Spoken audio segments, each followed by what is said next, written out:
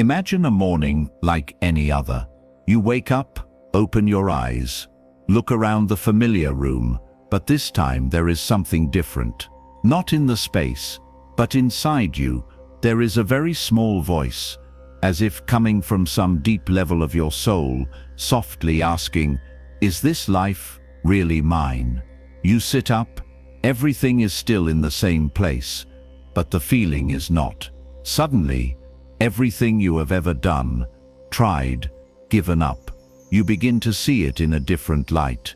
Every decision, every reluctant nod, every dream folded. Turns out, it was not entirely for you.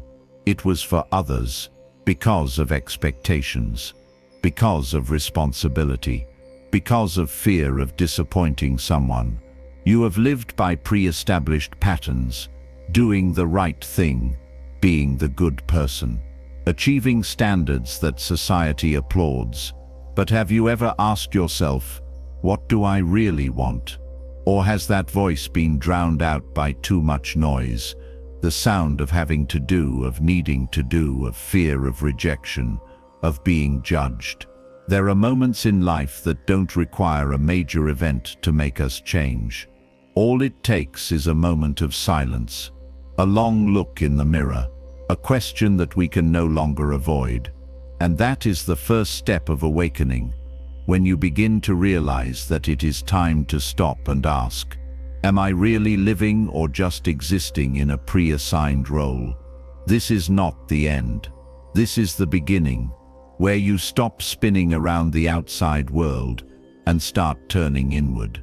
The moment you realize the truth does not come from others, it comes from having the courage to listen to yourself.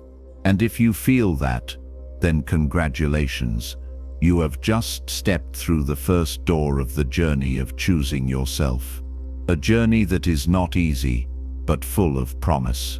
There is a silent but frighteningly common truth. Many people are living a life that does not belong to them. They wear the clothes that others have chosen, walk the paths that others have laid out, and carry on their shoulders dreams that were never their own.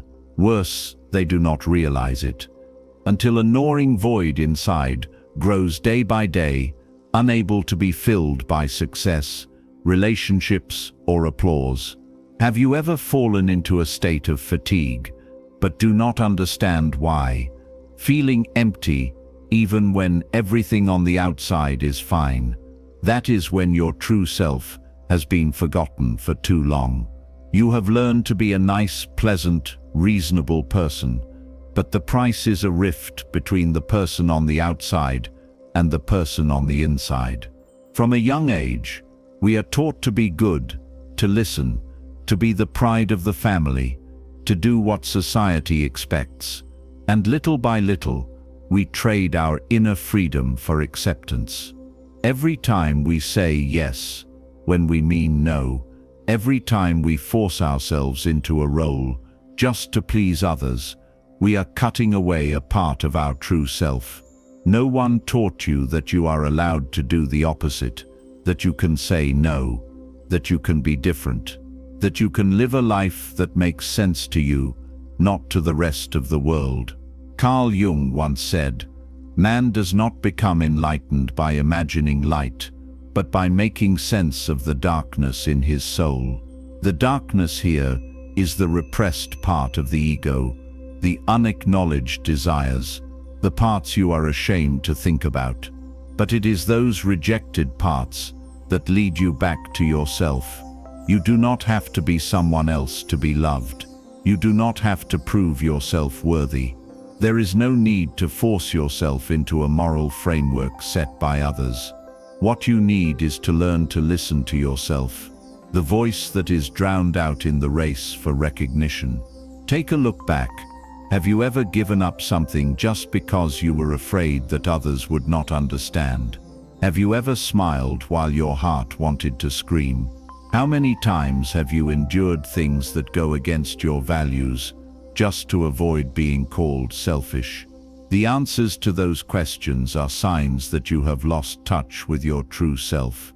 And when you live too long on borrowed things, borrowed expectations, borrowed standards, borrowed ways of life from others, you will forget who you used to be.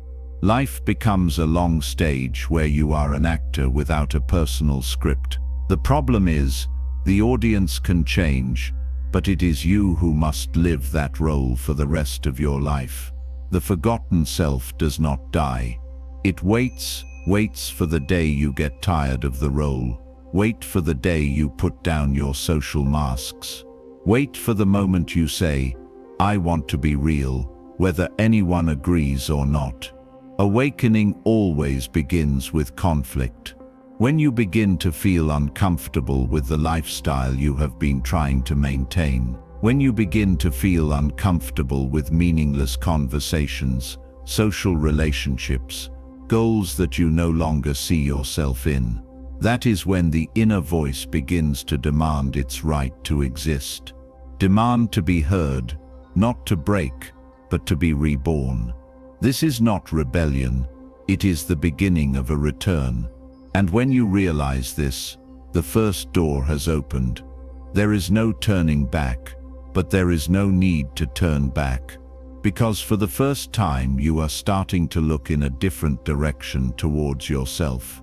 Change doesn't always come from a cataclysmic event. Sometimes it starts with a small crack in your heart, quietly, without any fanfare, without warning. You don't know exactly when it started, but you know that, one day, everything just doesn't make sense anymore. Things that used to make you feel okay, now feel suffocating. People who used to make you feel safe, now feel empty. And the worst part is, you don't recognize yourself anymore. You look in the mirror, not to fix your appearance, but to try to find the eyes that used to have dreams, that used to have fire, that yearned for a meaningful life.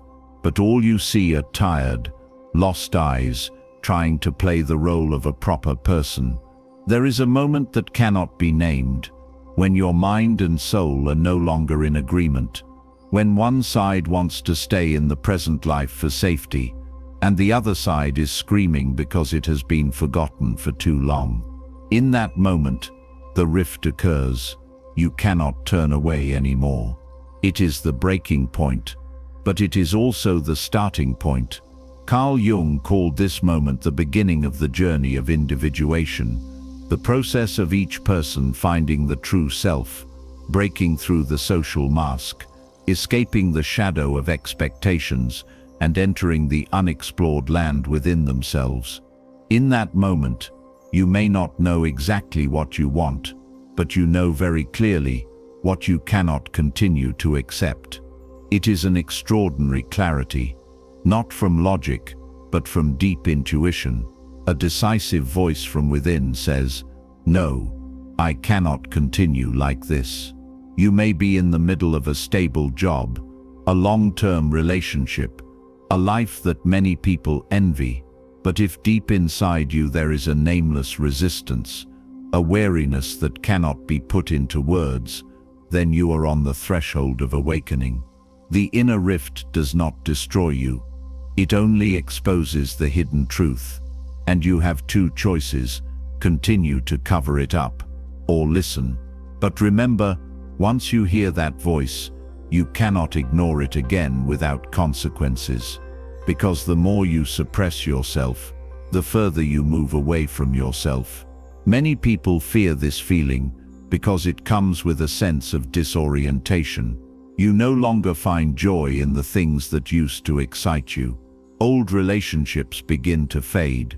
Conversations repeat themselves. You feel as if the world around you is operating normally, but you are slipping off track. Actually, you are not disoriented. You are just leaving a navigation system that no longer works. You are resetting your map, and not knowing exactly what you want is perfectly normal in the process of reconnecting with your true self. The rift doesn't just hurt, it opens up a void. And that void is where something new is born, a more honest, simple, yet powerful version of you. From this moment on, You begin to feel things you've been ignoring. An old hobby suddenly comes back. A long-forgotten desire arises. You start writing. You want to travel. You need space. These things aren't random.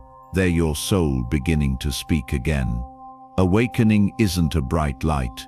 It's a soft, fragile, yet persistent light, like the dawn after a long night. And when you see that light, you know I'm no longer living by a program. I'm starting to live intentionally, consciously. This isn't an overnight process.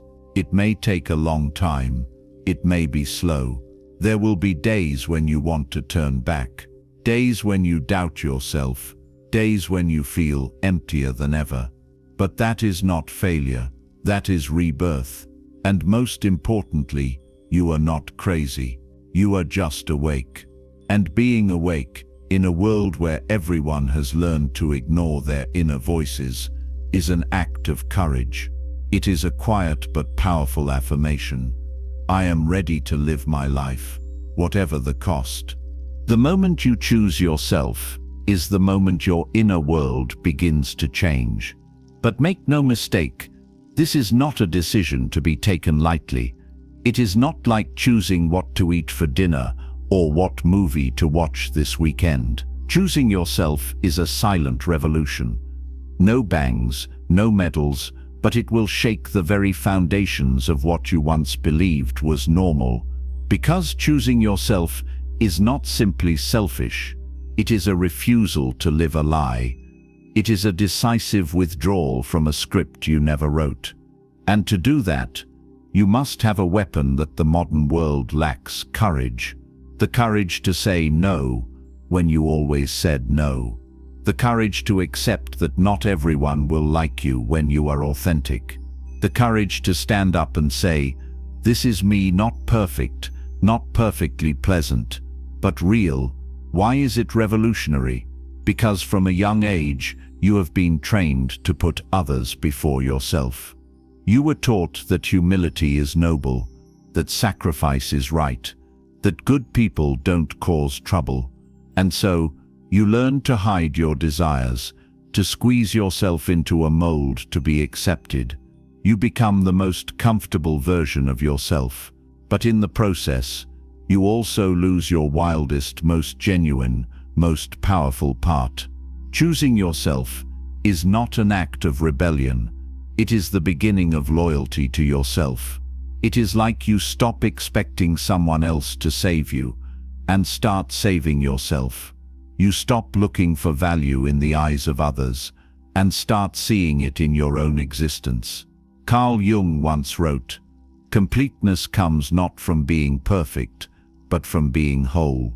That means you don't need to erase the unpleasant parts of yourself, your sensitivity, your anger, your weakness. On the contrary, you need to learn to look at them, embrace them, and reconcile them. This is the path of individuation, the union of your light and dark. Choosing yourself means you begin to reset your frame of reference for life. Before, you measured your self-worth by how others responded to you. Now you learn to ask, is this right for me?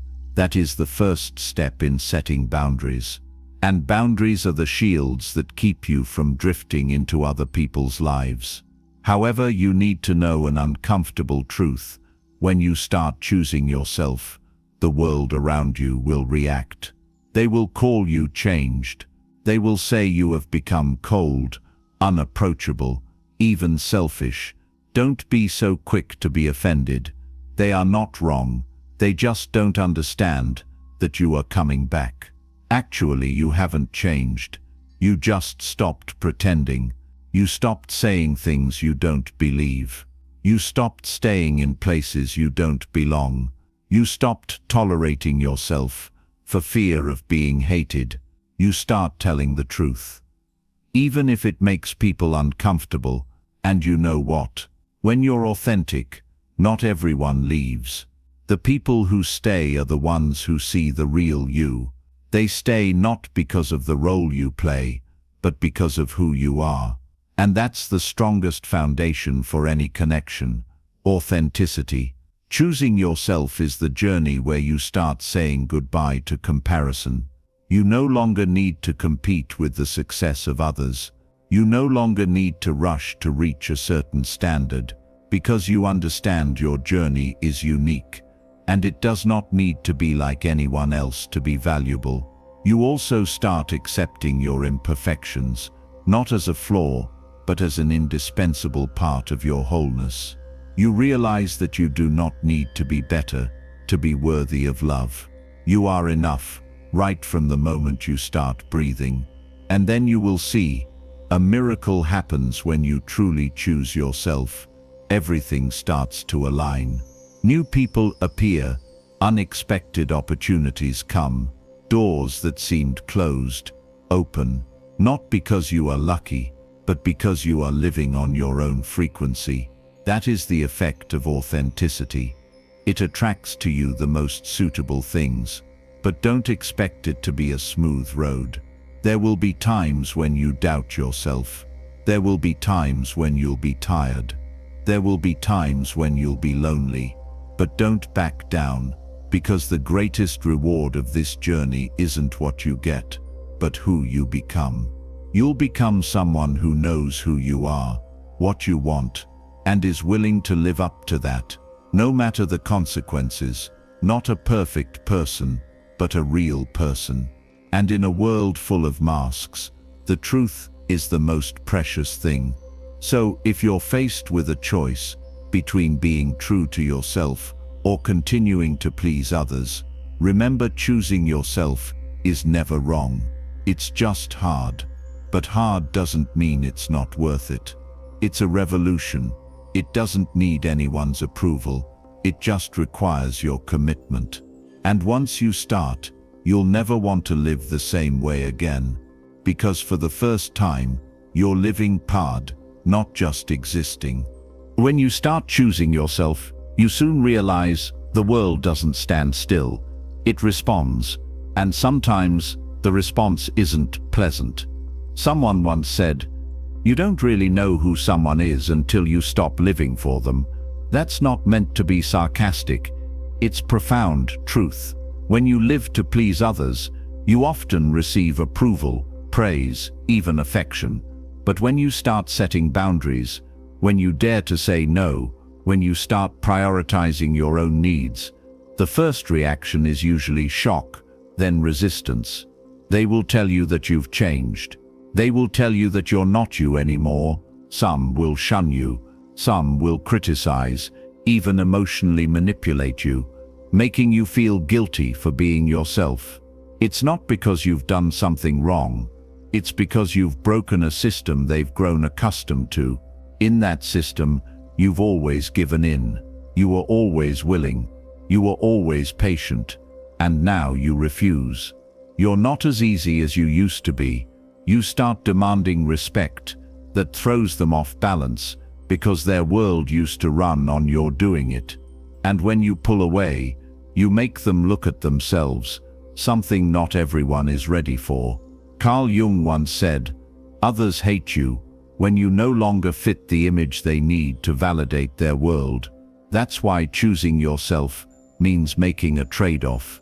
Not only do you lose your old relationships, you also lose the certainty you were used to, even though it never really made you happy. And it's at this point that you learn one of the most important lessons of growing up. Boundaries are loving, not selfish. Boundaries are not walls, they are bridges to healthy relationships. It says what you can accept and what you can no longer tolerate. It doesn't ask others to change. It simply states that if they can't respect your inner space, you will choose to step back. Setting boundaries doesn't mean closing doors. It means opening doors at the right time to the right people in the right way.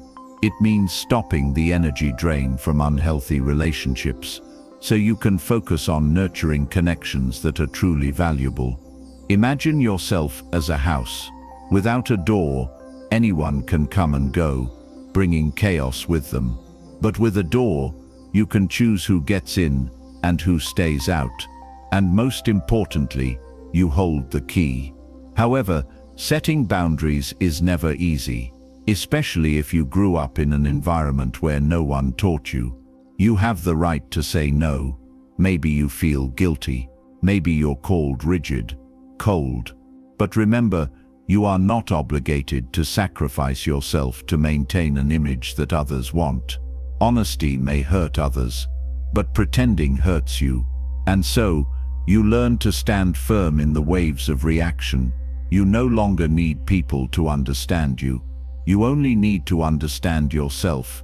And that is enough to stop feeling dependent on outside emotions, expectations, or judgments. Interestingly, when you hold your boundaries firmly and kindly, the people who truly respect you will adjust. They will learn to communicate with you on a foundation of honesty. Those who cannot will gradually leave. That is not a loss, that is a cleansing. You will realize that a small but sincere circle is much more valuable than a noisy but empty crowd. And you will begin to be grateful for the relationships that have ended, because they taught you about boundaries, about self-respect, about the courage to withdraw when necessary. Setting boundaries is also a way for you to gradually heal the child inside you. The child who was not allowed to say no, who tried to please others to be loved, who thought that you had to sacrifice to be worthy of attention. Now you no longer need that. You give yourself permission. You do not need permission to be yourself. You do not need anyone's approval to feel complete. When you set boundaries, you send a clear message: I respect myself. And when you do it long enough, those around you begin to do the same. Boundaries don't just protect you, they educate others. And so, in the silence of your denial, you rebuild a life that has order, direction, and depth. Life is no longer about pleasing. It becomes about choosing what works, choosing who deserves you, choosing a way of life that reflects your true values. It's not an easy road, but every step along the way is a step back to the person you've always been, but just forgotten. And sometimes, all you have to do is stand still, watch everything fall apart, so you can rebuild a life that, this time, you're the one who laid the first brick. No one tells you that after choosing yourself, you will feel lonely. Not the loneliness of being alone, but the deeper loneliness when you leave behind the people you used to know, the places you used to be, and the old version of yourself. The truth is, when you start living authentically, relationships that were based on tolerance begin to crack. People who used to find you easy now feel strange. They don't call as often. Conversations fade. Familiar routines disappear. And you realize most of those connections existed not because of sincerity, but because you didn't dare to be honest. At first, that emptiness makes you confused. You wonder, am I wrong? There are times when you feel so lost that you want to go back, not because the old place was good, but because the new place is too quiet. No one prepared you for this feeling. It feels like you are standing on an empty land, with no companion, no clear direction, no one to please, only yourself. But it is there, in that cold silence, that the magic begins to happen. Loneliness becomes soil, pain becomes water, and you become a seed. You begin to look back at your life without the lens of others. You ask, what used to make me happy that has been left behind? Maybe it is writing, it is drawing, it is music, it is nature, it is peace. The little things that used to make you feel alive now gradually return, quietly, as if they had never left. You also begin to realize your true needs, the need to rest without feeling guilty, the need to be quiet without apologizing, the need to be imperfect, to slow down, to live at your own pace. This is the stage where you rebuild your relationship with yourself. No more noise of judgment, No more need to please anyone. No more rearview mirror to see what others think. Just you and you. Carl Jung once said, "He who looks outside dreams. He who looks inside is truly awake." And there is no place that helps you look inside more clearly than in solitude. Solitude is not a void to be filled. It is a space you have never explored. And when you are brave enough to stay in that silence, you will begin to hear things you have long ignored. It is not the voice of reason, nor of emotion. It is the voice of the soul. Your soul is not loud. It does not push. It only whispers, and only in solitude can you hear it. Gradually you begin to feel more comfortable being alone. You no longer need constant validation from others. You are no longer frightened by emptiness. You learn to enjoy it, the way a plant lover enjoys the moment of watering his little succulent every morning. No drama, no proof, just presence. You realize before you used other people to escape yourself. You threw yourself into work, relationships, social media, not because you needed them, but because you didn't dare to be alone. But now it's different. Now you know, if you can't be alone with yourself, you'll never be truly present with others. Solitude is no longer scary. It becomes sacred. It is a place where you can breathe, rest, and recover. And then, in that moment, you discover something amazing. Your inner strength has never disappeared. It has just been forgotten. That strength does not come from achievement, from recognition, from being liked. It comes from acceptance. When you embrace yourself, all the mess, all the mistakes, all the fears, when you stop running, stop avoiding, stop asking for permission to be yourself, you begin to feel a strangely solid inner foundation. From that foundation, you rebuild everything. But this time you do not build from fear, but from love. Not to be recognized by others, but to nourish yourself. Not because you have to prove anything, but because you know you are worthy of a life of depth, of quality, of meaning. Loneliness does not kill you. It brings you back to you. And from there you move on, not because someone pushed you away, but because you have enough light inside you to guide your way. Not loudly, not ostentatiously, but persistently and truly, because this time you don't need anyone else to feel complete. You have yourself, and that is the foundation of all freedom. A strange phenomenon begins to occur when you live in alignment with your true self. The things you need, the people you need to meet, the doors you thought were closed, suddenly appear, all at once, without warning. What do you call it? Luck? Coincidence? Carl Jung called it synchronicity. The meaningful synchronicity between your inner world and your outer reality. Synchronicity is not superstition. It is not a figment of the imagination. It comes when your mind becomes clear and you no longer live on old programming. When you do, you begin to see the signs, the events, the opportunities that you previously missed, simply because you were not truly present in your life. When you choose yourself, you shift your frequency. You no longer radiate the energy of lack, of fear, of trying to please. Instead, you radiate clarity, acceptance, presence. And like a song played in the right rhythm, other sounds begin to harmonize.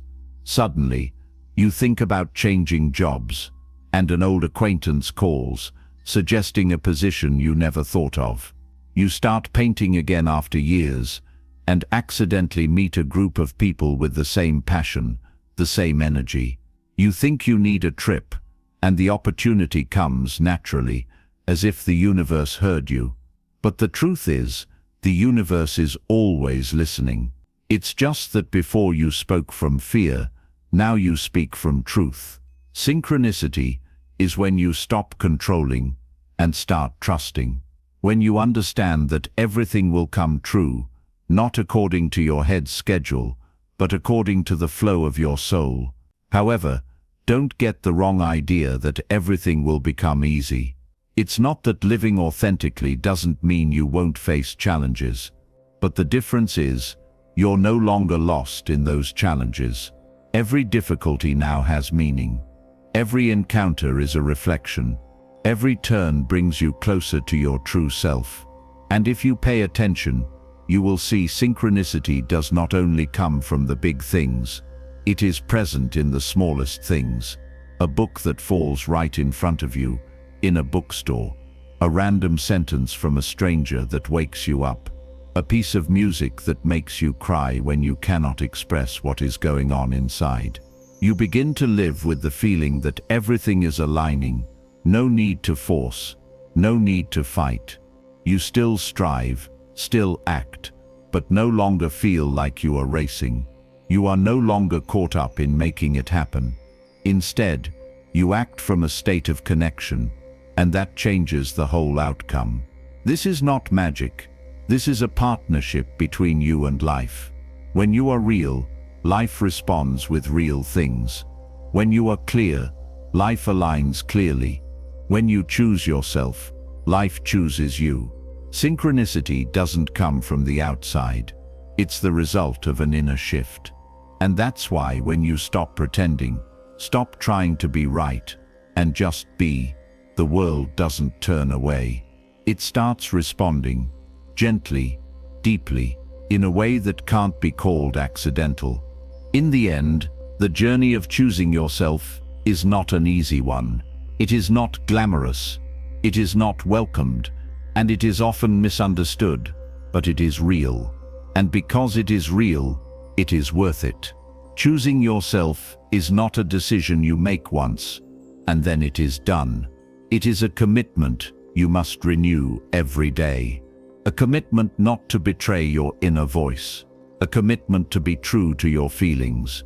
A commitment not to give up on yourself, just to keep someone else's approval. There will be days when you feel tired. There will be times when you doubt yourself. But remember, every big change in your life starts with a small decision. The decision to no longer live to please others, but to live to honor the life that is happening inside you. Carl Jung once said, "Your life is the result of the choices you make. If you don't like your life, it's time to choose again." And if you're reading this, perhaps a choice has quietly begun to form within you. A part of you has awakened. Don't let it go to sleep. This is not the end. This is just the beginning. The beginning of a new life, where you don't need to be perfect to be loved. You don't need to be like anyone else to be accepted. You just need to be yourself, completely, fully. And if this message resonates with you, let it continue its journey. Send it to someone you know needs to hear it too, because sometimes a reminder deep enough can awaken a life